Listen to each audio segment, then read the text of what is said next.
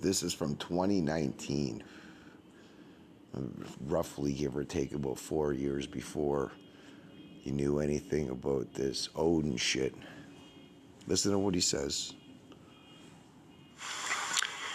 We try so hard to understand how a person could do something like this to two children. I recently watched a movie called The Shack. And there's also a book that talks so well about evil, about death, and about eternity. To the murderer. So he just kind of like puts that in there as why he was trying to understand this crime.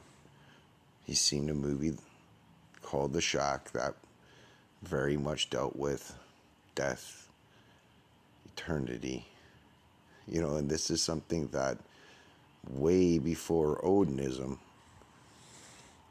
was ever thought to be in play here in this crime, because this is something that they were hiding under their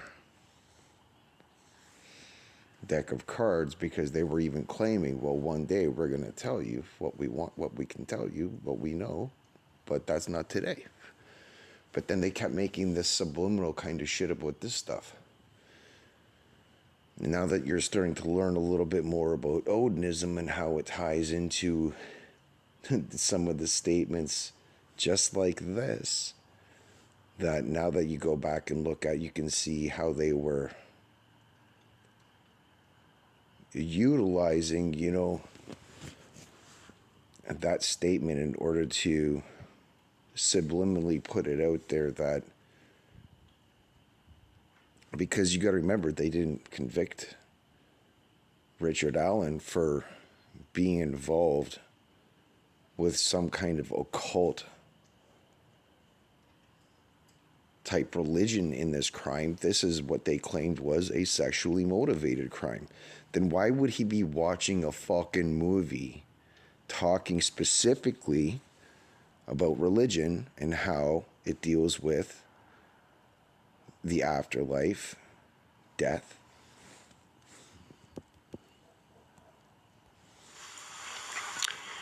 We try so hard to understand how a person could do something like this to two children. So in order to understand this is something he's telling you. This is what they came across, because he tried to understand what it is that would cause somebody to create this much chaos and devastation in going into murdering two innocent children. I recently watched a movie called The Shack.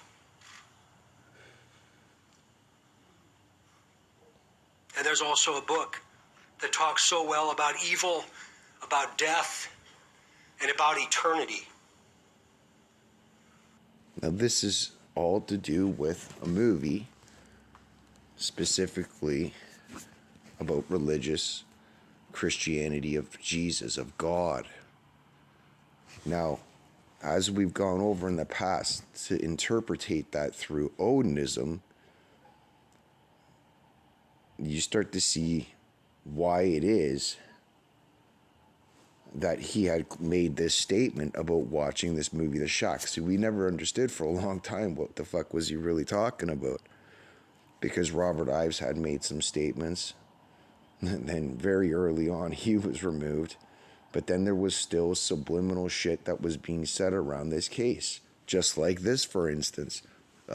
Many tentacles, but yet the only person that's been arrested and convicted is Richard Allen.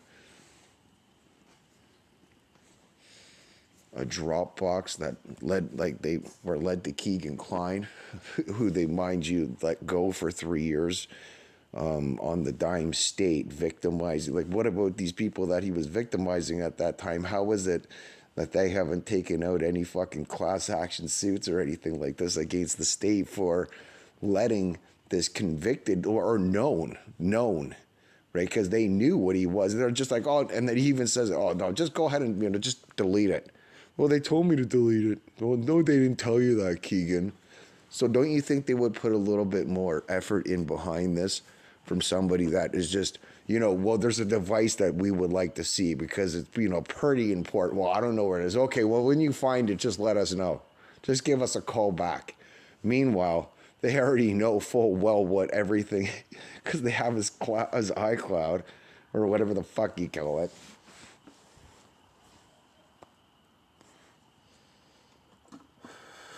I find that hilarious, but this is what Carter was talking about when he's seen that fucking movie. He's referring to all of the occult aspects tied into this crime. But then they completely backtrack on this and now with nothing to do with what even Robert Ives had even claimed. It's more of, what? This was a targeted attack for a sexual opportunity. This was a opportunistic crime that was sexually motivated, and there was no targeting. Nothing was, even though you had all of these people out there, and you can't even go down that path because of the ridiculousness of what it is they're attempting to claim, and have gotten away with it, mind you. They've gotten away with it. So that's what's even more fucked up, because it gives those other idiots, these flying monkeys, a torch to go around and lighting up all these other torches of all these other flying monkeys to spread all of this fucking bullshit, even though the state found it to be legitimate. The state also put in placement right after this fucking crime. That's one of the main things I'm trying to explain. 2 years after this murder, they put in place in local Carroll County District a ban on being able to track the fucking phones. But as I claimed, this was a crime done 2 years before the ban was put in place. So those phones that they're hiding that would give you the GPS location from who the fuck was out there on February 13th should be available to public knowledge and court records, just because there's a fucking law that was put in place 2 years after the murder. That shouldn't give these people fucking protection 2 years prior to the fucking law being put in place. That's not how shit works most times. So I don't know why the fuck it would be accepted. And it's something that's, not being looked at even by Rick Allen's fucking defense, and having other fucking lawyers. What about this fucking Bob Motta guy? He keeps talking about, well, I'm looking for that. No, man. Nah, it's content, bro. It's turned into content for them.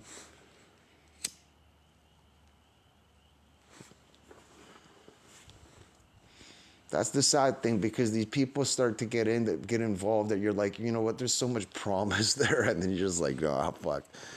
They did the same thing as everybody else, and they just took the relevancy and the popularity, and they made sure that they didn't want to ruffle too many feathers, right? That's their thing, is ruffling, going against the narrative of certain, protected agendas, but they're not really willing to get their hands dirty. And unfortunately, this is one of the most,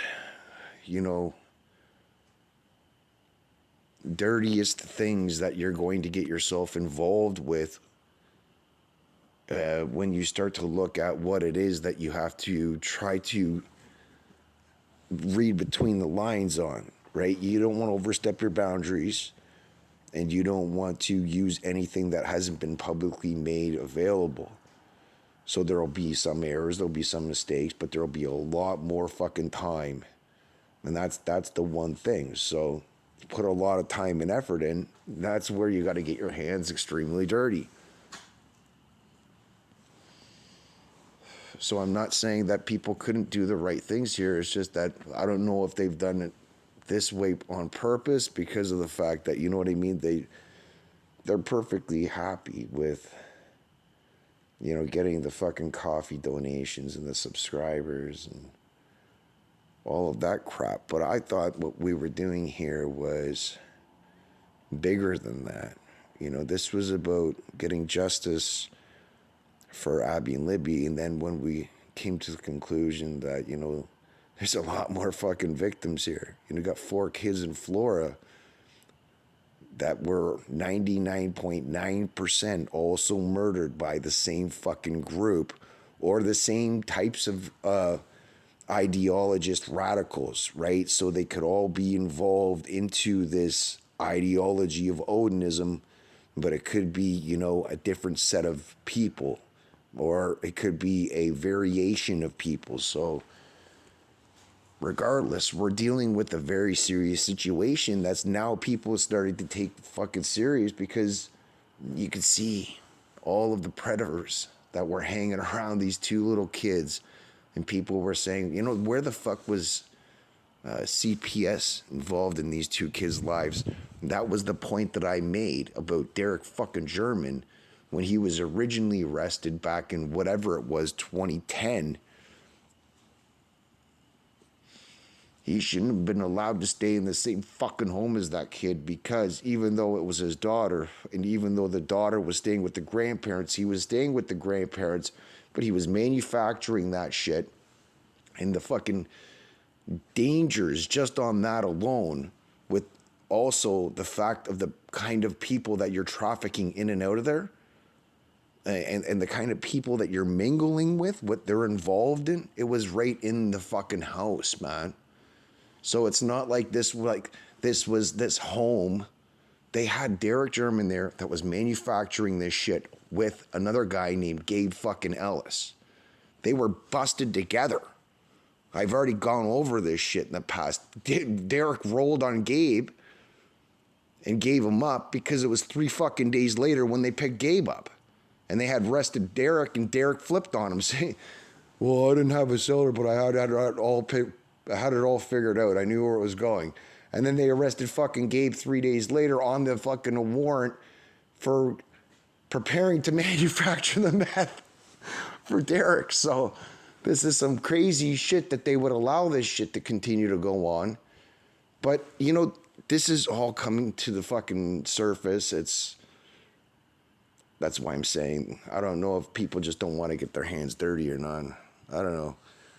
Ranting with Rafi. Catch you in the next one.